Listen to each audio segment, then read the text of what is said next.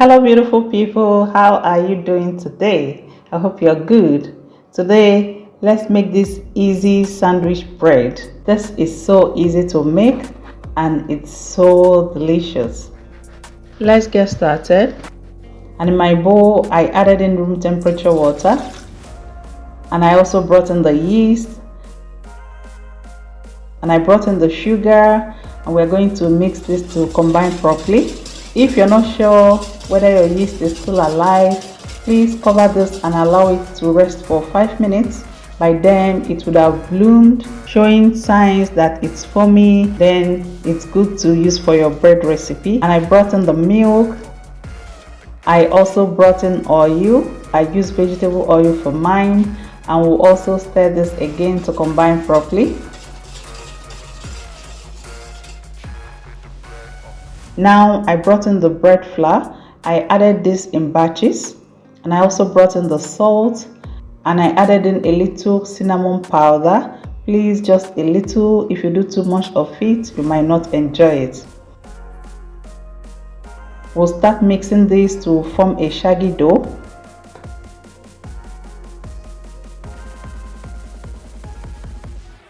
And I brought in another batch of the bread flour, and we'll keep turning this together. If you don't have bread flour, you can also use all-purpose flour, since that is what's mostly available to us. Now I'll transfer this to my work table and we'll start kneading this.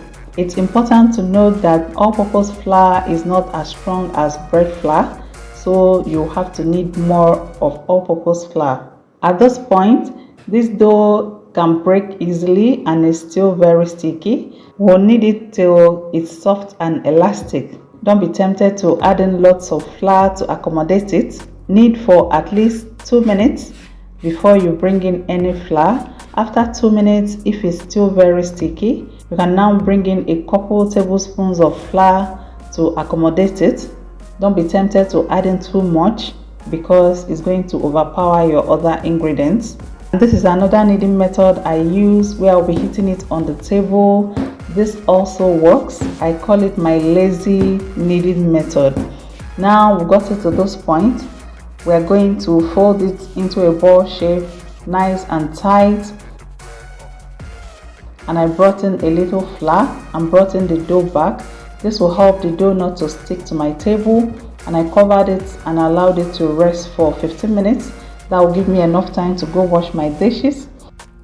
And I'm going to cut this into two because I'm making 2 bread loaves. To get exact measurement for each bread pan, I usually weigh this with my kitchen scale. That will give me exact measurement for each pan. You have to cut and adjust till both dough is equal. Remember, at Glory Homemaker, we give you value for your time. Let's shape and fold this dough. I floured my work surface and I brought in 1/4 dough, and we're going to stretch this to the size of your bread pan. If it sticks to your hand, you can dab your hand with the flour, and that way you can easily work with your dough. And if the dough seems to be tough, just allow it for about 5 minutes and get back to it, and it will be easier to work with. Now observe how I'm folding this. I'm folding it and tucking it in. That way you wouldn't have much opening in the bread. We're going to pinch it together when we get to the end, and we'll fold the sides.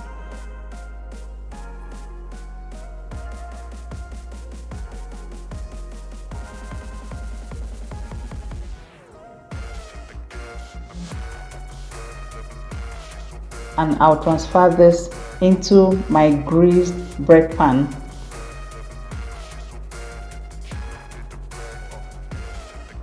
Let's do this one more time. I floured my work surface, and we are going to deflate this cut out dough and spread it out gently. If it sticks to your hand, you apply flour on your hand and you keep working at it. You can also do this. Bread making is a skill I think every family should have an idea of.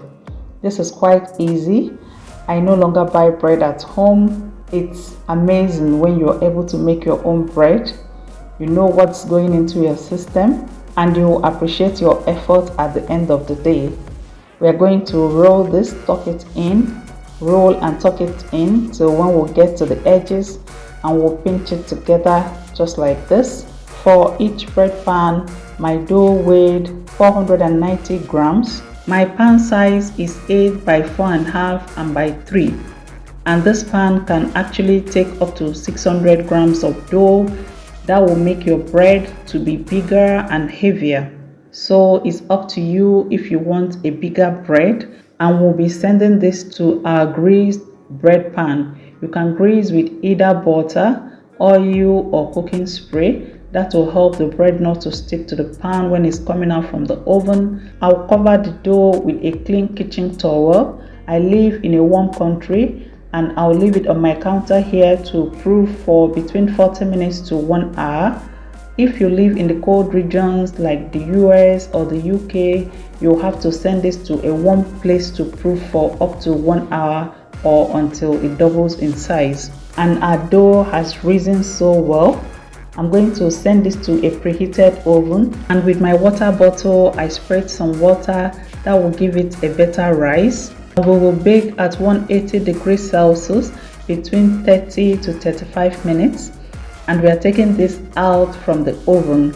My kitchen right now is smelling so good. And look at that beautiful crust of our bread. This bread is so delicious. I'm going to take this out from the bread pans immediately so that it doesn't start sweating. Be careful at this point because the bread is still very soft and very fragile. It's always tempting to cut into a hot bread. It's always so tempting. But please, if you're not finishing your bread loaf at once, exercise some patience and allow the bread to cool.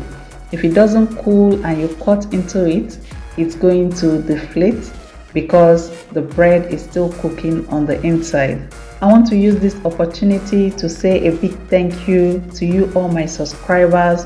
Thank you for checking out my videos. God bless you richly.